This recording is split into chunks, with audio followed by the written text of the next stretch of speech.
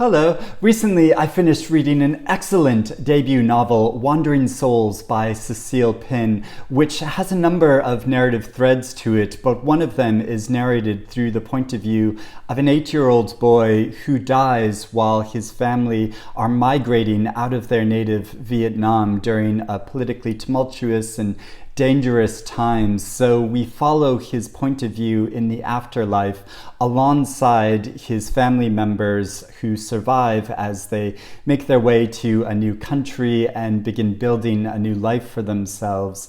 And it's so powerful and poignant because we can imagine so strongly how he might have developed and flourished in this new country, or how he might have faced the challenges which his remaining living family members do in this new location. And his personality is so strong that I think this was so well done in this novel, and it's really difficult to write from the perspective of a character in the afterlife in a way which is original and meaningful, because I think so many of us have this conception of ghosts, from horror stories in this kind of stereotypical way. So to write about it in a way which is emotionally powerful, I think is really difficult to do. And Cecile does it excellently in this book. And so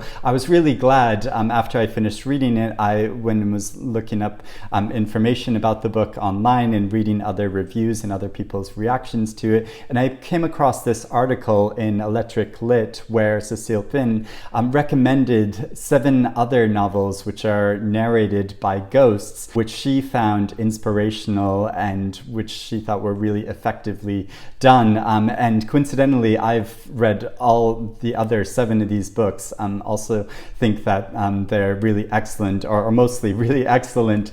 So I wanted to go through and discuss these other books as well as this really powerful novel. Now, I always think whenever I come across fiction that's narrated from the point of view of a ghost, I remember this creative writing class I took while I was at university, and one of the students, a story that he wrote, which was narrated from the point of view of a ghost, he described this ghost as thinking it was so cool to fly through and around things, and I think it's so disappointing coming across these really trite observations of a ghost narrating in the afterlife, and really difficult to resist doing that if you're an author, I think, to just sort of fall back on narrating from the point of view of a ghost in this way, but to write about it in a way which is reflecting upon the grief that the other characters are experiencing, and also capturing something of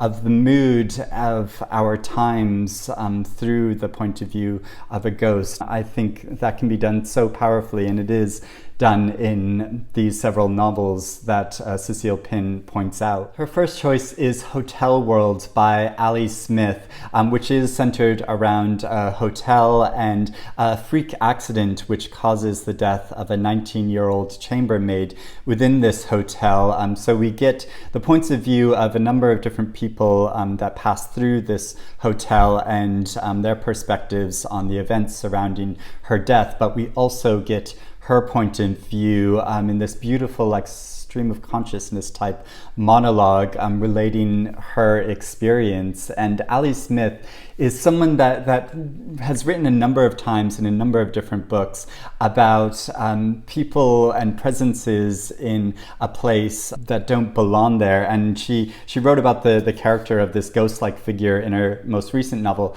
Companion Piece, as well, of this kind of medieval type figure that emerges from the past in the household of a woman in our present times. And she writes about that in such a beautiful and meaningful way, but also Ali Smith writes about the process of grief in such a powerful way as well. If you read her novel Artful, the way she writes about the grieving process in that, but also in hotel worlds, the grief surrounding this young woman's death, as well as her grief of not being able to survive and live her adult life, but also how it's all written in Ali Smith's idiosyncratic way which has so much vibrancy and life to it and playfulness to it that it's just a joy to read. Human Acts by Han Can, translated by Deborah Smith. This story excavates the tale of a violent student uprising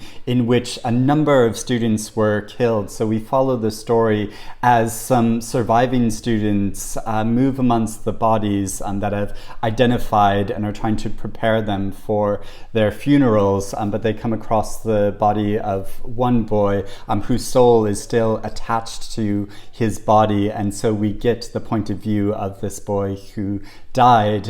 It's really horrific in some ways, following this tale, but also really meaningful and powerful as it shows the political events surrounding it and the human cost to these events. And I think sometimes when we read about these big, large-scale disasters, we can forget the human side of it. And this story reminds us of the human face and the individuals that are lost in tragedies like this. Lincoln in the Bardo by George Saunders, one of my favorite novels from recent years. And in this story, we don't get the point of view of only one ghost, but multiple ghosts in a graveyard. So central to the story is a boy, the son of Abraham Lincoln, who has died at quite a young age. And Abraham Lincoln goes to the graveyard to grieve over his lost son. But we also get the points of view of a number of deceased figures in this graveyard as they're interacting with each other and sort of observing Abraham Lincoln in the process of his grief. It's so poignant and powerful and inventive, so many wild perspectives and points of view that come together to form this portrait of a nation and in transition, but also all these characters that are so powerful and memorable. The Enlightenment of the Greengage Tree by Shokoofeh Azar, translated by Anonymous. This story follows an Iranian family that is broken apart amidst the 1979 Islamic Revolution, and one of the characters, a 13-year-old girl, is burned to death in a basement, and we follow her point of view in the afterlife as her family try to come back together, try to survive and make sense of the tumultuous political events around them and their shifting society. It is so moving and beautifully written. I was really struck by the emotional power of this story, and I think so many of these novels narrated from the point of view of ghosts, naturally they follow the points of view of children, because we who survive can imagine so vividly how these children might have grown up, how they might have lived if they had survived through the tragedy of their circumstances. That's certainly true in this next novel, Beloved by Toni Morrison, an absolute American classic, which follows the story of Cecile as she relates the events of her enslavement in a farm and the aftermath of that, how her firstborn died and was buried in a grave, was unnamed, but the grave was just marked Beloved. Then many years later, a woman enters into her house who calls herself Beloved. So the figure of this child has returned as if she had grown up. And it is so emotional and heart-wrenching following this story, which brings to life these events tragic events from the past and evokes so many feelings to do with grief and bereavement in such a powerful way. Scene Unburied, scene by Jesmyn Ward. The bulk of this story is taken up with a car trip where a mother brings her 2 children to a prison where their father is just being released, and something special about this family is that they are able to commune with the dead. So they encounter a number of different spirits, including a figure named Richie, who died in tragic circumstances and is trying to grapple with the fact of his death. So we follow his interactions with the boy of the family, Jojo. And this story is so poetically written. It's really beautiful language to describe this family and the environment and the circumstances of the afterlife. And finally, there is The 7 Moons of Mali Almeida by Shehan Karunatilaka, a novel which was only just published last year. It won the Booker Prize, and it's also one of my favorite books from recent times. This entire story is narrated from the point of view of Maali. Immediately as he begins his afterlife, he has been killed, but he doesn't know who his killer is. So he's given 7 moons in order to discover who killed him, but also to try to reconnect with people he was close to, that he loved, and also to uncover these photographs that he took, which he believes will shake the politics of this country and really wake people up to what is actually happening in Sri Lanka. And his character has so much personality and charisma, but he's also a very complex and flawed individual. So I found him incredibly real, and also his interactions with other people in the afterlife as well as living figures is so playfully done, but also really meaningful and powerful, of exploring this question of what it means to have a successful life.